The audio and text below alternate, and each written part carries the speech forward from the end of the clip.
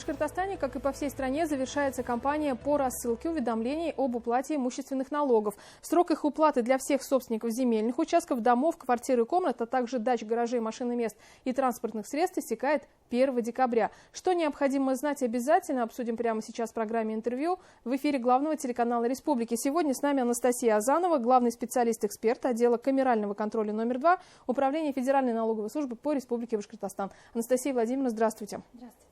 Мы говорим о том, что кампания завершается, что она в себя включала, да, и вот 1 декабря истекает. Что это означает? Да, на сегодняшний день можно сказать, что кампания завершена, потому что всем налогоплательщикам уже были направлены налоговые уведомления, все пользователи личного кабинета получили уведомления в личном кабинете в электронном виде, всем остальным отправлено по адресу прописки Почтой России, они могут получить. Срок уплаты, как вы уже сказали, 1 декабря. Ну и, соответственно, кто не смог получить это уведомление, мы рекомендуем обратиться либо на свои отделения Почты России, либо может обратиться в любое отделение МФЦ, которое в течение 15 минут может выдать это налоговое уведомление гражданину на руки. Ну, это как раз новшество МФЦ. Нет, у нас уже эта кампания 3-й год, когда мы направляем уведомление в течение 15 минут. А так, любой гражданин, обратившийся в МФЦ и заполнив заявление о выдаче налогового уведомления, может его получить за любой налоговый период, в пределах 3 лет, и уведомить себя о том, какие налоги ему причитались. Если налогоплательщик не получил уведомление, означает ли это, что платить налоги он не должен? Нет, это не означает, что он не должен платить, потому что мы, как граждане Российской Федерации, должны уплачивать налоги, которые законодательно установлены нашим государством. Если он не получил уведомление, надо себя, конечно же, обезопасить тем, чтобы получить это уведомление, потому что в соответствии с 52-й статьей Налогового кодекса у нас считается, что уведомление направлено по истечении 6 дней, если заказано письмом. Поэтому мы уведомили, а вы уж получите. Вы уже упомянули такой сервис, как личный кабинет налогоплательщика, да, если доступ к нему потерян, пароль и так далее, как это можно восстановить? Да, действительно, сервис личный кабинет налогоплательщика действует. Если вдруг гражданин забыл пароль, с сертифицированной подписью сайта госуслуг можно также воспользоваться и зайти в личный кабинет. Если вдруг можно восстановить пароль, если были заполнены там почта, телефон и так далее. Ну и в любом налоговом органе можно получить новый пароль. То есть имеет смысл обратиться в налоговый орган за получением нового пароля. Какие формы оплаты налогов сегодня доступны? Любая форма оплаты доступна, можно как заплатить онлайн, так и непосредственно по квитанциям, по налоговым уведомлениям, потому что квитанции не прикладываются к налоговому уведомлению, но в налоговое уведомление содержит все необходимые реквизиты, да, то есть это и QR-кода, и штрих-кода, и уникальные номера, и все реквизиты, то есть проблем не возникает. Что касается тарифов, изменились ли они по сравнению с прошлым годом и как вы их характеризуете? У нас действует ограничение увеличения налогов не более 10%, да, это действует для всех имущественных налогов. При этом я не хочу сказать, что прям сильно налоги увеличились, при этом у нас даже по земельному налогу в связи с тем, что в 2020 году мы начали применять новую утвержденную кадастровую стоимость, земельный налог даже уменьшился, скажем так, на 15%. Что касается льгот при уплате налогов, какая обстановка здесь? У нас уже 2-й год действует беззаявительный, это что из новшеств, беззаявительный порядок предоставления льгот налоговым органам, то есть что это такое? Если налоговый орган располагает сведениями о льготах, то мы предоставляем эти льготы без заявления налогоплательщика. Мы получаем эти сведения от других органов, да, допустим, если это пенсионеры-инвалиды, это пенсионный фонд, если это многодетные родители или там семьи, мы получаем из органов соцзащиты. При этом, если вдруг в налоговом уведомлении вы знаете, что вы льготник, но при этом не отражено, то это, скорее всего, означает, что мы по каким-то причинам не получили сведения о том, что вы являетесь льготником, поэтому имеет смысл заполнить заявление и направить его в налоговый орган.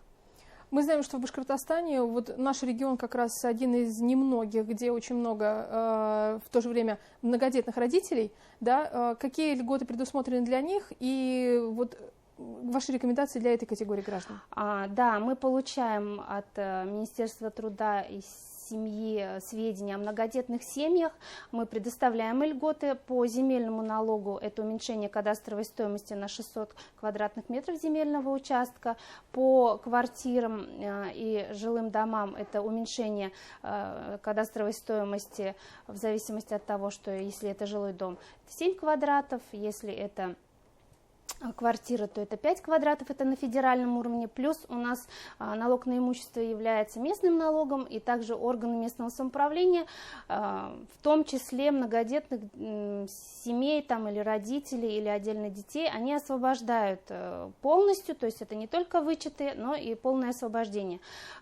Информацию об установленных льготах на местном уровне можно ознакомиться с справочной информацией о ставках льгот, который размещен на сайте ФНС России. Плюс к тому, что по транспортному налогу у нас также были заявлены льготы для многодетных семей, там, по одному легковому автомобилю до 150 лошадиных сил, по автобусам.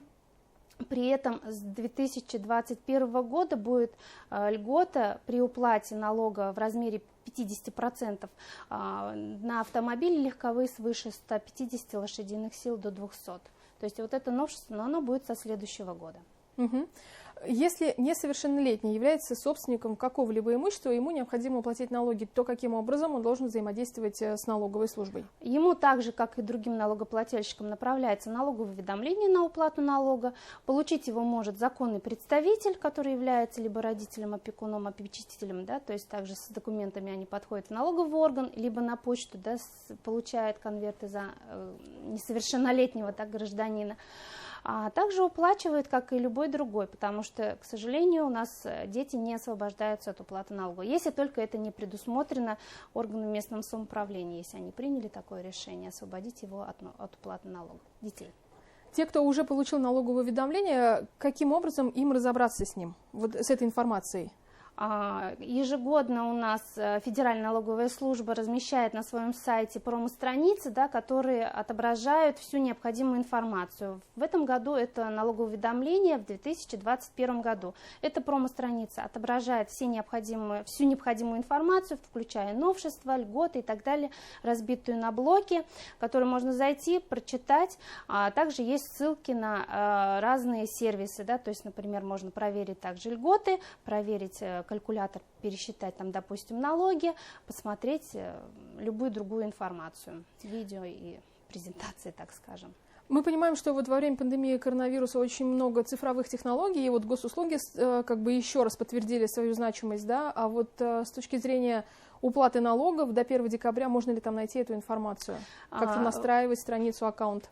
В настоящее время сайт госуслуг не располагает этой информацией. Через сайт госуслуг можно попасть в личный кабинет налогоплательщика, но сумма начисленных налогов там не отображается. Будет отображаться 2 декабря сумма задолженности. Но сами имейте в виду, что после наступления срока уплаты 2 декабря эта сумма задолженности, на нее уже будет начисляться пени. Поэтому не рекомендую задерживаться, да, а переходить в личный кабинет, если у вас есть доступ к госуслугам. И поподробнее про санкции, какие предусмотрены пени, и зависит ли это, чем дольше ты не платишь налоги, тем больше у тебя, тем хуже тебе. Конечно, потому что уже, как я уже говорила, со 2 декабря уже начисляются пени, а потом уже переходит в мероприятие принудительного взыскания, в том числе в судебном порядке. Сами понимаете, судебный порядок, вы уже, налогоплательщик, да, недоимщик уже несет судебные расходы, там, уплата госпошлины и так далее, плюс ограничение выезда за границу. И репутационные, конечно же, свои идет потери, потому что практикуется такое, что обычно работодателям, да, крупным, мы сообщаем о том, что за их работником числится задолженность. Согласитесь, это немножко неприятно будет, если вас уведомить о том, что у вас есть задолженность. Согласна с вами. Спасибо большое, Анастасия Владимировна. Сегодня гостем программы «Интервью» в эфире главного телеканала Республики была Анастасия Азанова. Главный специалист-эксперт отдела камерального контроля номер 2 Управления Федеральной налоговой службы по Башкортостану. Мы говорили о том, что завершилась кампания по рассылке налоговых уведомлений, и до 1 декабря 2021 года необходимо заплатить налоги за прошлый год. Не переключайтесь, все самое интересное в нашем эфире.